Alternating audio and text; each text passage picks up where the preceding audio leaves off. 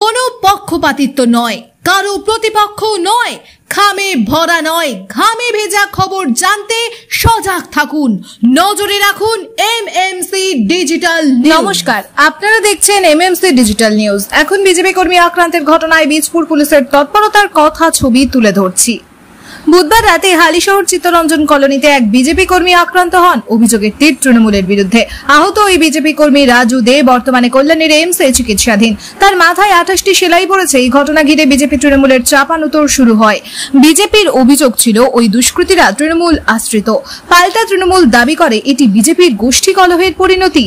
বৃহস্পতিবার এই ঘটনার প্রতিবাদে বিজেপির ব্যারাকপুর সাংগঠনিক জেলার পক্ষ থেকে বীজপুর থানায় স্মারকলিপিও জমা দেওয়া হয়। এর ঠিক কয়েক ঘন্টার মধ্যে বীজপুর থানার পুলিশ অভিযুক্ত 4 জনকে গ্রেফতার করে। হালি শহরের বিজেপি কর্মীর উপর আক্রমণের ঘটনায় ধৃত 4 জনের নাম কুষাণ সাহা, উদয় পাল, বাপ্পা মালো ওরফে সুজয় মালো এবং কমল পাল। এদের বিরুদ্ধে ভারতীয় দণ্ডবিধির 109, 115, 126/2, 118/2, 35-এর 1, 2, 3, 61-র 3, 5 ধারায় মামলা রুজু করা হয়েছে। শুক্রবার সকালে ধৃতদের ব্যারাকপুর আদালতে পাঠানো হয়েছে। এই বিষয়ে কি প্রতিক্রিয়া দিলেন বিজেপির ব্যারাকপুর সাংগঠনিক জেলার যুব মোর্চার সভাপতি বিমলেশ তিওয়ারি, আসুন জেনে নিই। পাশাপাশি ধৃতদের আদালতে পাঠানোর সেই ছবি তুলে ধরা হলো এমএমসি ডিজিটাল নিউজ টিমের প্রতিবেদনে। এই মুহূর্তে আমাদের সাথে টেলিফোন লাইনে রয়েছেন ব্যারাকপুর বিজেপির সাংগঠনিক জেলা যুব মোর্চার সভাপতি বিমলেশ তিওয়ারি। বিমলেশ বাবু, কালকে আপনারা ডেপুটেশন দিলেন বিজেপি যিনি কর্মী আহত হয়েছেন তার প্রতিবাদে। তার কয়েক ঘন্টার মধ্যেই বীজপুর পুলিশ 4 জন অভিযুক্তকে অ্যারেস্ট করেছে, কি বলবেন এ বিষয়ে? দেখুন, এর আগেও সৈকত ভাওয়াল হালি শহরে তার খুন করা হয়েছিল, ঠিক এই বিধানসভার নির্বাচনে 1 বছর আগে। একই প্রক্রিয়ায় তৃণমূল কংগ্রেস হেঁটেছে এবং যে ছেলে মূল অভিযুক্ত, যার নাম বারবার উঠে আসছে, সে হচ্ছে বাপ্পা মাল্লো। সে এর আগে বহু বিজেপি কর্মীর ওপরে আঘাত দিয়েছে এবং এই ঘটনা ঘটার একদিন আগে তার নামে বিজেপির 22 নম্বর ওয়ার্ড থেকে কিছু কর্মীরা, নেতৃত্বরা থানায় অভিযোগ দায়ের করেছিলেন। যদি পুলিশ অতি সক্রিয়তার সাথে তাকে যদি গ্রেফতার করত, পরের দিন এই ধরনের ঘটনা ঘটতো না। অর্থাৎ এটা স্পষ্ট একটা লং এবং ব্রড কনস্পিরেসি তৃণমূল কংগ্রেসের পক্ষ থেকে চালানো হচ্ছে।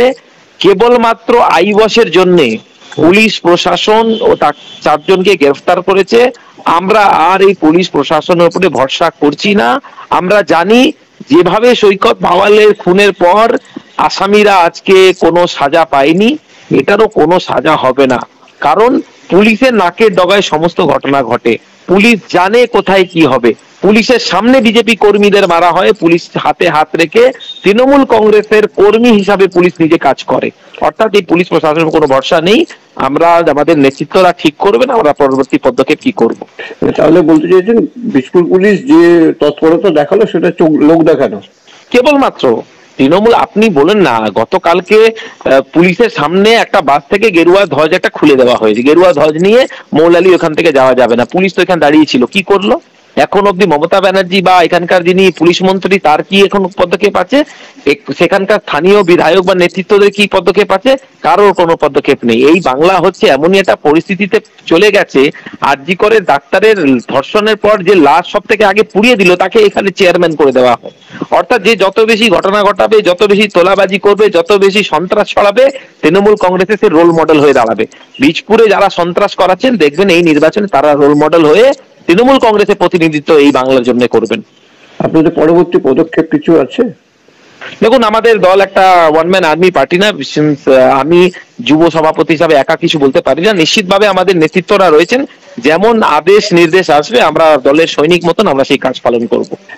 না, যেমন প্রাক্তন সাংসদ কালকে বলেছেন যে আর নয়, অনেক হয়েছে, এবার মারের বদলে মার হবে। দেখুন, মারের বদলে মার তো মানুষ দেবেই। মানুষ তো দেখছে, মানুষ পাল্টা মার দেবে। বিজেপি মারের রাজনীতি তো বিশ্বাস করে না, কিন্তু যখন দেওয়ালে যখন পিঠ ঠেকে গেছে আমাদেরও পাল্টা দিতেই হবে। নিশ্চিতভাবে প্রাক্তন সাংসদ বাবু যেটা বলেছেন আমাদের দলের নেতৃত্ব হিসাবে উনি ঠিকই বলেছেন। Disclaimer: This channel does not promote any violent, harmful or illegal activities. All content provided by this channel is meant for an educational purpose only.